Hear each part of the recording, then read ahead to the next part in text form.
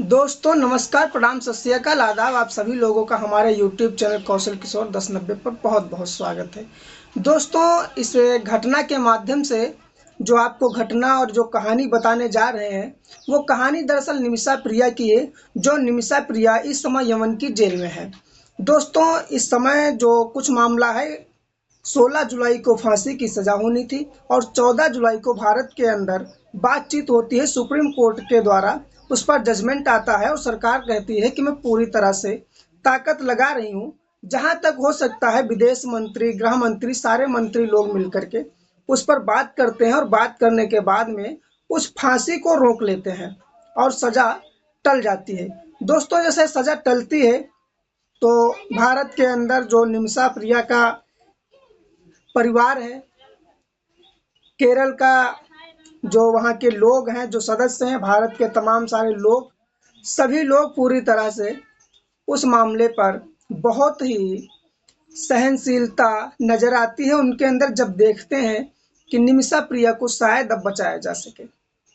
लेकिन अगर बात की जाए सरकार की, तो सरकार ने अपने सारे कदम उठाए और 15 तारीख को सरकार ने 14 तारीख को जजमेंट के बाद में कहा कि मैंने पूरी भरकस तैयारी कर ली, भरकस कोशिश कर ली, लेकिन अभी बताया नहीं जा सकता है कि क्या हो सकता है।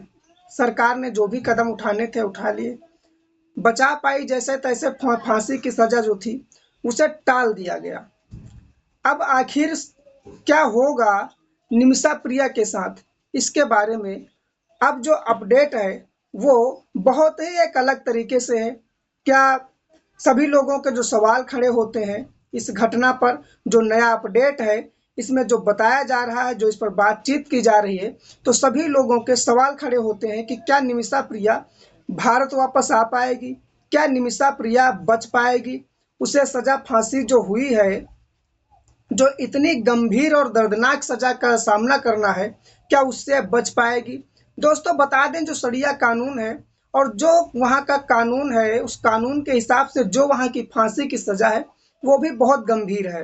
वो ऐसी सजा है कि उसे, जो व्यक्ति है, जो मुजरिम है, जिसे सजा दी जाती है, वो उसे कंबल में लपेट करके और गोलियों से मारा जाता है। दोस्तों, बहुत ही खैर जो घटना है, जो फांसी है, वो बहुत ही अलग है। हो सके तो सरकार का प्रयास हो, चाहे किसी का हो, अगर निमिषा प्रिया की जान बच जाती है और ऐसे मुश्किल से बाहर निकल आती है तो ज़्यादा ही, बहुत ज़्यादा बेहतर होगा और भारत के लिए ये बहुत ही एक पहल होगी। लेकिन आखिर क्या ऐसा हो सकता है, नहीं हो सकता है, इस पर बात करेंगे। 14 तारीख को सुप्रीम कोर्ट में जब बात हुई और सरकार ने कहा कि मैं भरसक प्रयास कर रही हूँ, जैसे ही जितना जल्दी हो जाएगा मैं निमिषा प्रिया की फांसी से रोक लगा लूंगा या मैं फांसी टाल दूंगा। लेकिन 15 तारीख की सुबह एक खबर चलती है लोगों के पास, सभी लोगों को पता लगता है कि निमिषा प्रिया की फांसी टल गई है। सजा रोकी नहीं गई, फांसी रोकी नहीं गई, लेकिन फांसी टल गई है। उसके साथ साथ एक नाम और जुड़ा, जो ग्रैंड मुफ्ती मुस्लियार। आखिर उनका क्या रोल रहा? उन्होंने जो यमन देश है, यमन में किसी को पत्र लिखा और उससे बातचीत की, टेलीग्राम किया, उससे बातचीत हुई और बातचीत करने के दौरान में बात कुछ इस तरह से बन गई कि उस व्यक्ति ने वहाँ पर बहुत बड़ी अहमियत रखने वाला जो यमन का शख्स था, जो व्यक्ति था, उसने कोर्ट में जाकर के उसकी फांसी को टाल दिया। आखिर अब फांसी होगी या नहीं होगी, इस पर बात करेंगे। तो इस पर यह हुआ है कि जो मुजरिम था, कहानी आपको पूरी सुना देते हैं, घटना आपको पूरी बता देते हैं कि सन 2017 से निमिषा प्रिया यमन में रह रही थी और नर्सिंग का काम कर रही थी। नर्सिंग का काम करते करते उनके जो बिजनेस पार्टनर होते हैं, एक लड़का होता है जिसका नाम तलाल आब्दो मेहंदी होता है। तलाल आब्दो मेहंदी से कुछ ऐसे संपर्क और परिचय बन जाते हैं जिसकी वजह से निमिषा प्रिया जो होती हैं उसके साथ में बिजनेस का एक सिलसिला चल जाता है, एक तरीके से बिजनेस हो जाता है जो क्लिनिकल। लेकिन वो जो आब्दो मेहंदी होता है वो कहीं न कहीं निमिषा प्रिया के साथ बदतमीजी कर बैठता है और इनके जो पासपोर्ट और वीज़ा होता है वो सब कुछ जब्त कर लेता है और जब्त करने के बाद में इनके साथ शारीरिक अवैध संबंधों के लिए भी बहुत ही ज़्यादा प्रताड़ित करना शुरू कर देता है, जिसकी वजह से निमिषा प्रिया ने एक उचित फैसला लिया और नशे की दवाई देने के लिए कदम बढ़ाया और नशे की दवाई जो दी तो वो दवाई ओवरडोज हो गई, जिसकी वजह से समझ नहीं पाई और तलाल आब्दो मेहंदी की मौत हो जाती है। मौत के बाद बताया जाता कि आरोप है इन पर कि इन्होंने उस आब्दो मेहंदी के कई टुकड़े करके वो पानी में फेंक दिए। इनके साथ एक लड़की और थी जिसका नाम हनान था, उसे भी उम्र कैद की सजा दी गई है, लेकिन निमिषा प्रिया को फांसी की सजा दी गई है। अब उनके जो परिवार वाले हैं आब्दो मेहंदी के, उनसे सरकार और वहाँ के लोग जो जुड़े हुए हैं, जो इस निमिषा प्रिया को बचाने के लिए, जो निमिषा प्रिया की फांसी को टालने के लिए, जो रुकवाने के लिए लोग लगे हुए हैं, जो टीम गठित की गई है, वो टीम बराबर आब्दो मेहंदी के भाई से बातचीत कर रही है और बातचीत करने के बाद में उस हल को निकालना चाहती है कि तलाल आब्दो मेहंदी के परिवार में 3 शर्तें रखी जाती हैं। सरकार का वहाँ का जो एक किसास का कानून है, वहाँ पर एक कानून है जिसे किसास कहा जाता है और किसास एक ऐसी प्रक्रिया है, एक ऐसा कानून है जो कहता है कि मौत के बदले मौत, खून के बदले खून, यानी प्रतिशोध की भावना को लेकर के किसास की प्रक्रिया को एक किसास का कानून कहा गया। वो प्रतिशोध की ही बदला है कि जिसने जैसा किया है उसे उसी प्रकार की सजा दी जाए। अगर किसी ने किसी को जान से मारा है तो उसे सरकार जान से मारने की सजा दे।